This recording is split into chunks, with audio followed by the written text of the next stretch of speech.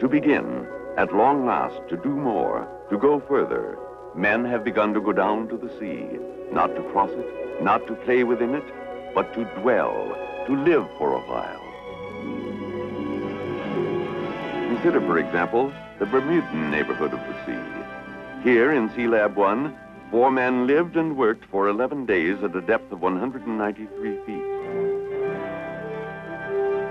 But how long can how many men work, live, and survive at how great a depth without coming up? We do not know the limit yet. But now, it is a year later, and men are ready to extend the limits if they can. Here another adventure is in the readying stage, another exploration into that hostile alien place we call the sea.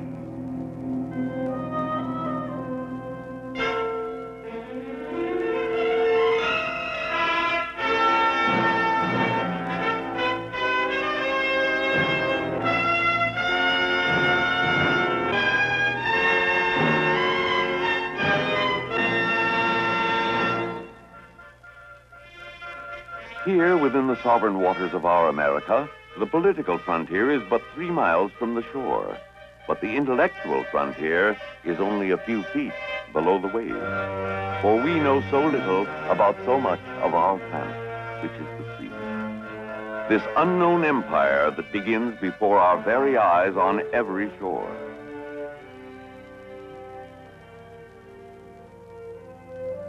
Captain Lewis Melson, commanding, along with George Bond, also a captain in the United States Navy and a doctor of medicine, now make ready for Sea Lab 2, 1 mile off the shore of La Jolla, California.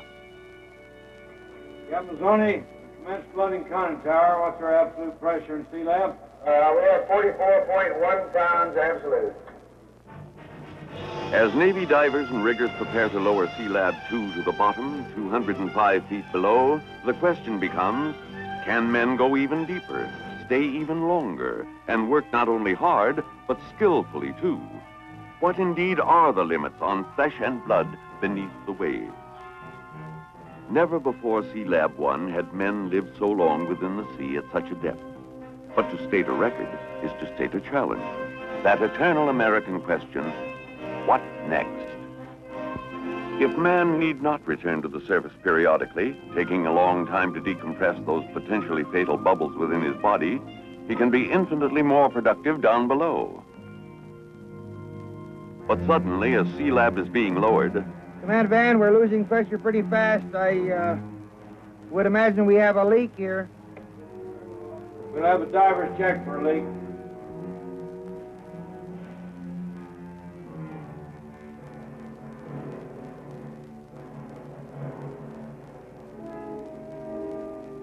This was an unconventional kind of leak where the helium atmosphere inside the Sea Lab was being forced by its own pressure to escape.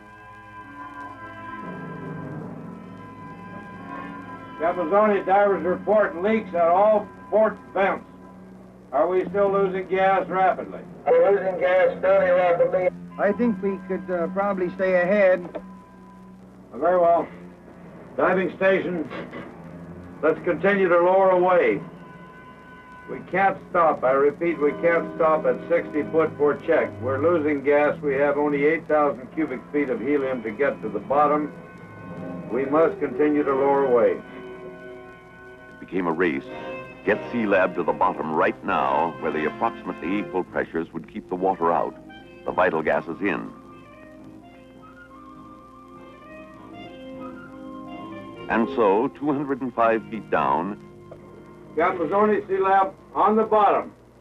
The pressure is holding at about 102 pounds, absolute. Very well. The personnel transfer capsule, or PTC, goes down first. In case anything goes wrong in the Sea Lab capsule, the PTC, kept at the same pressure as the Sea Lab itself, will be the one refuge for the men. It will also be their elevator for the ride back to the surface when their stay is over, 15 days later. 2 other 10-man teams will follow this one, each to remain 15 days, excepting Scott Carpenter, however. The astronaut, who is to become an aquanaut, will remain below 30 consecutive days. Among the 10 men are a doctor, an engineer, and 2 oceanographers. Master Diver Price and Captain Walter Mazzoni, in charge of physiological and atmospheric control, witness the departure. The first team is to get the Sea-Lab habitat operating, to explore the sea around it, to study marine life and the flow and temperature of the water, and to be in themselves human experiments in the physiology of man as he exists and labors within the sea. Down here, you can pay stiff prices for what would be small mistakes on the land or near the surface. While Wilbur Eaton rigged a lifeline to a Sea-Lab, Commander Scott Carpenter, the team leader, enters through an open interface of water, held at bay by the equal pressures within the capsule. Diving station. Aquanauts Carpenter and Eaton have entered Sea-Lab 2. Aye, Command Van. The second aquanauts are getting dressed and will be ready in about 5 minutes. And so, toward the end of August, the 45-day Sea-Lab 2 experiment begins. The men go down into an opaque and murky bit of the ocean, far more typical of the ocean as a whole than those crystalline, technicolored deeps off Bermuda. Down they go, accompanied always, never alone. In deep-sea diving, you owe your life, sooner or later, to the buddy system. Inside Sea-Lab, you begin your life as an alien to this realm by breathing an atmosphere of 80% helium, 16% nitrogen, and only 4% oxygen. For ordinary air would be a deadly gas mixture at these pressures of 100 pounds per square inch, 7 times those of sea level. It is almost as if you were on another planet, though you are within the territorial waters of the United States. Aquanaut Carpenter exchanges greetings with astronaut Gordon Cooper, orbiting the Earth in Gemini 5. History's first chat between the bottom of the sea and outer space. Hello, Sea-Lab. Good, how you doing, Scott? Good to hear from you down there. I got you, Pluto. Almost 6 years ago, we just got down this afternoon, and we're glad we got a chance to tell you what it means. Imagine now the routine of 45 days beneath the sea, exploring the cold depths where water temperatures range between 48 and 52 degrees, setting out lines to the underwater weather station, mapping the sea bottom, even taking a census of the fish, a kind of sample inventory of a future food supply for the proliferating human race. This offshore region of the ocean is known as the continental shelf, which hugs all the continents, an explorable realm 3 times the size of the United States for seafood and minerals.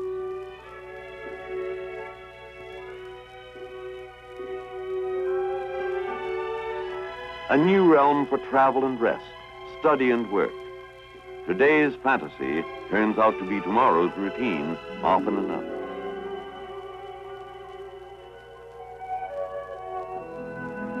Already, if you take the fisheye view, the interlopers are making themselves at home. What is physiological normalcy at 7 times the pressure of the land, breathing a strange gas mixture day after day? Dr. Sonnenberg, medico in residence, attending. Topside, Captains Bond and Mazzoni decide to have a look-see at their charges 205 feet down. Since they will be down only a short time, they will get off easy on the decompressing, stopping every few feet on the way back up in the diving bell. A very cold 73 minutes coming up for the scant 13 minutes they are allowed on the bottom. It turns out that Captains Bond and Mazzoni intend to witness the re-enlistment swearing-in ceremony of Aquanaut Kaufman, proving that officers will sink to any depths to hold on to a good man.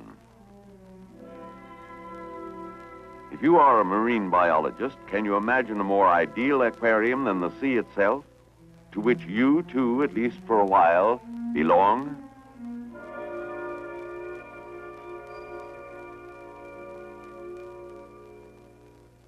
The cold black water was not an attractive medium for work. But in their early forays, the aquanauts managed to install the underwater weather station, a permanent emplacement. And so, from the shifting sands of the bottomland, from the force and direction of the internal waves, the sea will yield, in good time and bit by bit, a few of its mysteries.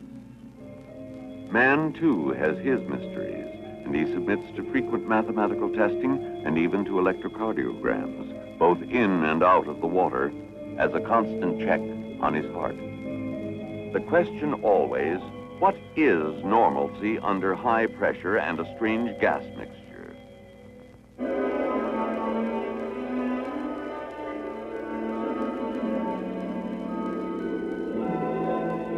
Food, supplies, mail, and newspapers come to you via United States Navy pressure pot, an exclusive service others may imitate, but never quite duplicate. Happy birthday, Dr. Sonnenberg, but it was your loving wife who was responsible, not the United States Navy pressure pot express service. Anyhow, you can't strike a match in a helium atmosphere. There just isn't enough oxygen to make it burn. A good place to kick the smoking habit. Whenever you exit for a look-see, bear in mind the Sea Lab habitat is your compulsory home. You cannot just rise to the surface, emergency or not. Rapid decompression would kill you. You must take care not to get lost in the dark waters.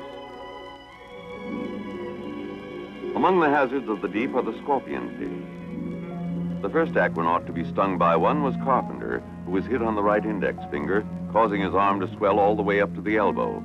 The pain was sharp and intense, but no matter how serious the wound, even if it were potentially fatal, you do not return to the surface. You are now an inhabitant of the sea until you decompress for 30 hours or more. Under Dr. Bond's topside instructions, Dr. Sonnenberg treated the wound, aided by special drugs stocked right in the Sea Lab.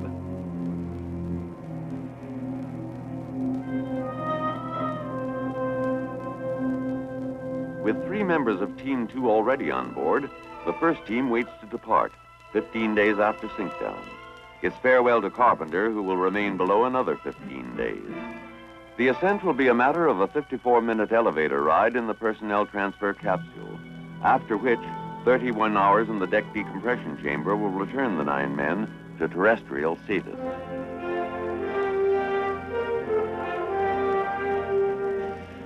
You keep in touch with Topside by electrowriter, and Topside keeps an eye on you, Big Brother-like, with its one-way television monitor, while the rest of Team 2 makes its way down what one of them called the longest 200 feet in the world.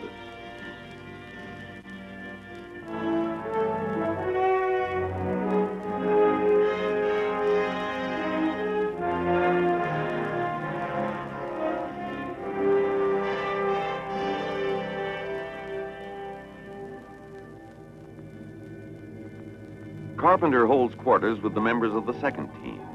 He who had worked with the most sophisticated technology of our age in the prototypical space program contrasted it with the Man in the Sea program, which he called a newly legitimatized child represented by a nucleus of 50 dedicated men working with mail-order equipment in marginal conditions. But it is pioneers like these, members of this new establishment, the Descendancy, who are helping this newly legitimatized child grow up. Today's sonar, cupping its listening ear to the sounds of the deep, will give way to better, more sensitive, longer-range sonar. And the current measurement device is but the progenitor of ocean-wide systems to chart the nature of the waters and the migration of marine life in terms of temperature and current. For all that, man is as a child down here. His basic motor skills cannot be taken for granted, nor can he depend much on his 5 senses in this cold, murky, top-heavy realm of water.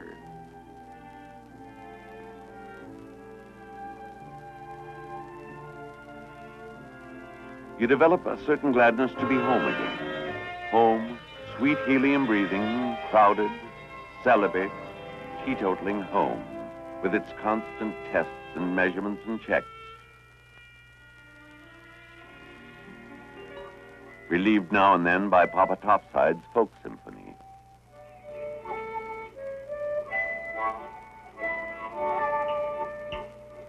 How do you like that one? Oh, it was very difficult. The Sea Lab's own symphony comes complete with the curious sound that breathing helium imparts to the human voice.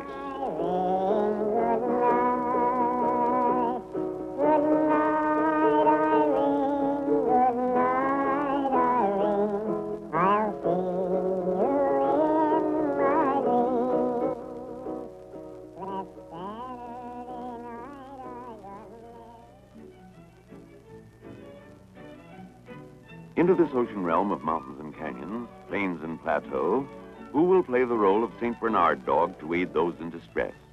Who learned to come at once to an acoustic signal? Who learned to carry mail and a lifeline to a diver pretending to be lost? Who visited the aquanauts during their bottomland forays? Who but Tuffy the porpoise, first of the trained breed who may become man's best friend within the sea?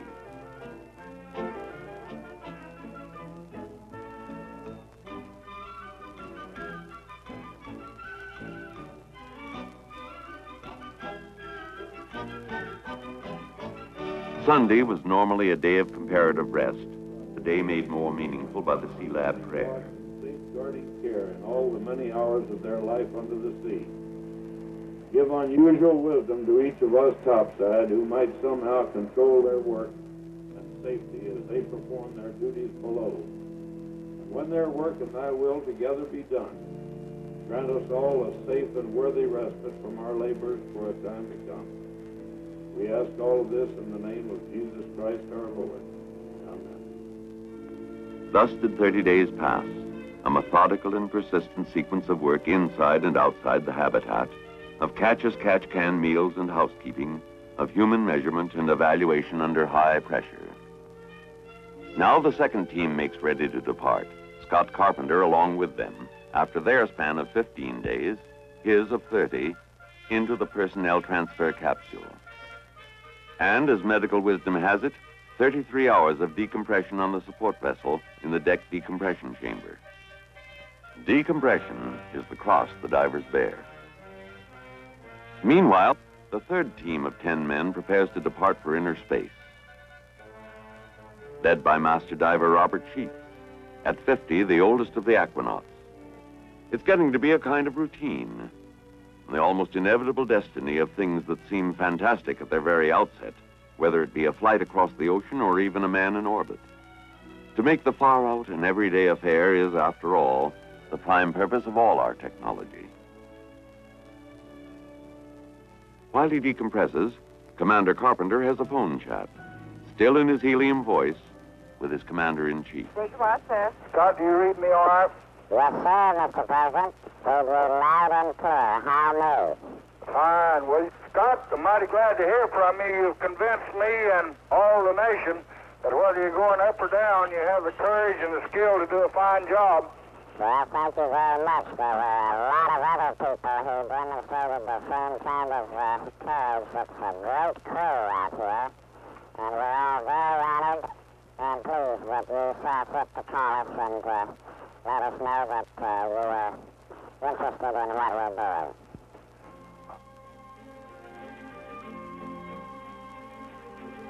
Then comes that happy moment when you become, except for your memories, like other men again, breathing in the natural atmosphere of Mother Earth.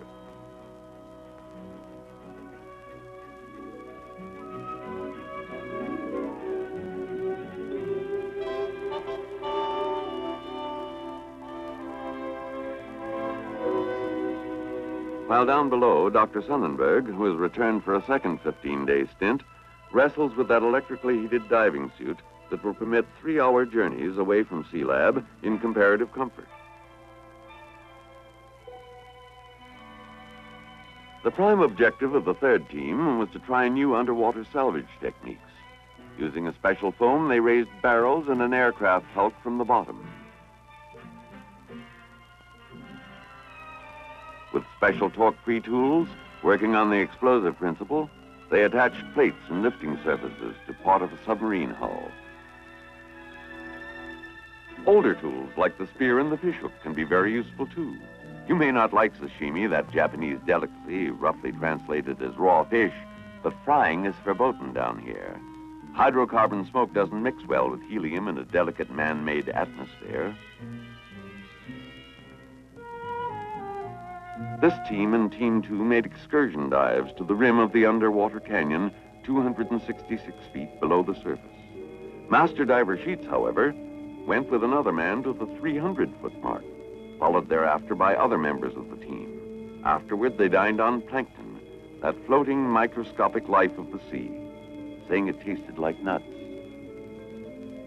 But always, you dive with another man not far away.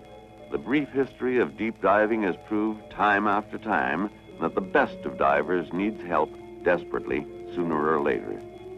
Equipment can fail, and men can go astray in this pathless world.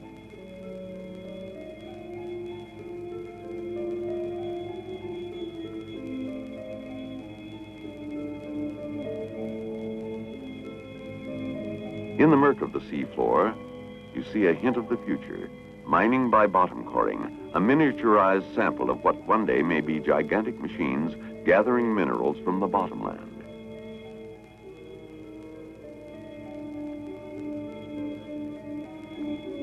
Work to be done, where existence alone is a kind of triumph. Where the aquanauts discovered you could make brief dives 100 feet lower than sea lab and return to it without decompressing. This in itself is a bonus from nature.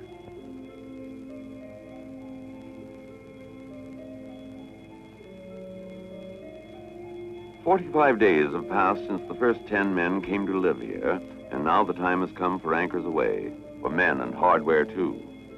And the last swim toward the PTC elevator for the men of Sea Lab 2.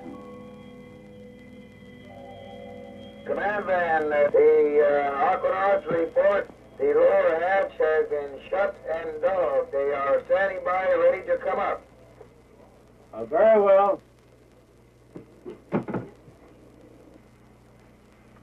Train operator, this is command van. PTC is ready for liftoff. Lift away.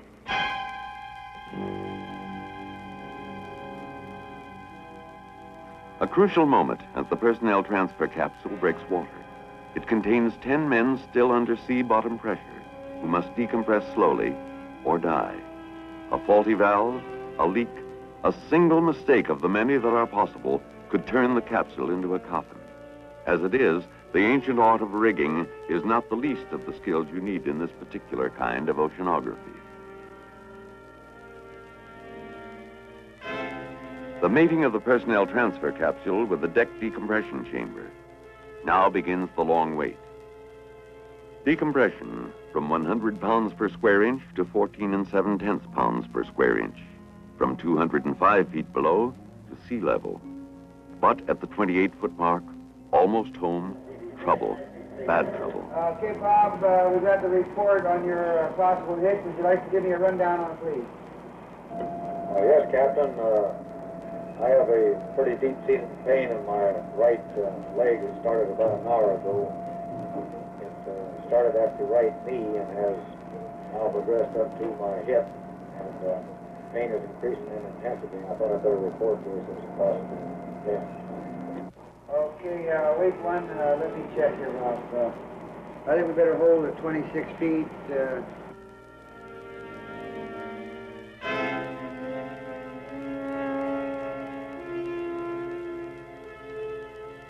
I would recommend that we put 9 people into the outer lock, bring them up, run the corpsman in, and have the inner lock brought on down to 60 feet and try Bob on the oxygen treatment table and see how it goes there, bring him up separately. And so, from the outer lock in a quiet, tired moment, after the requisite 35 hours, 9 men emerged from decompression.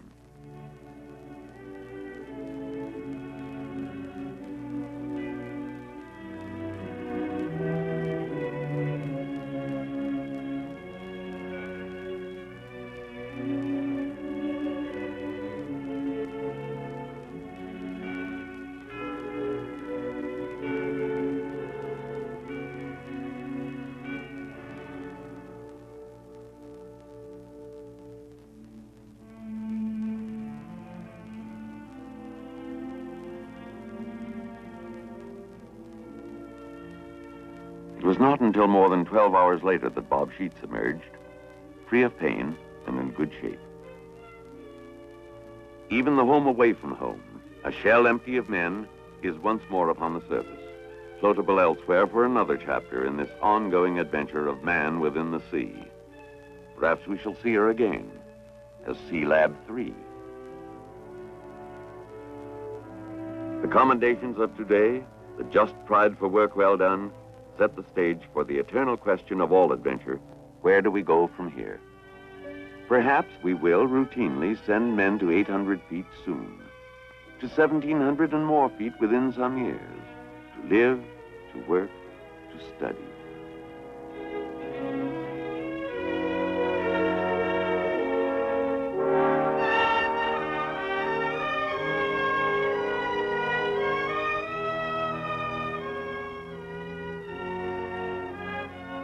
A new world. Man looks to distant planets to plant his flag across the great bourne of lonely space, while at his very doorstep, an unmeasured universe abides.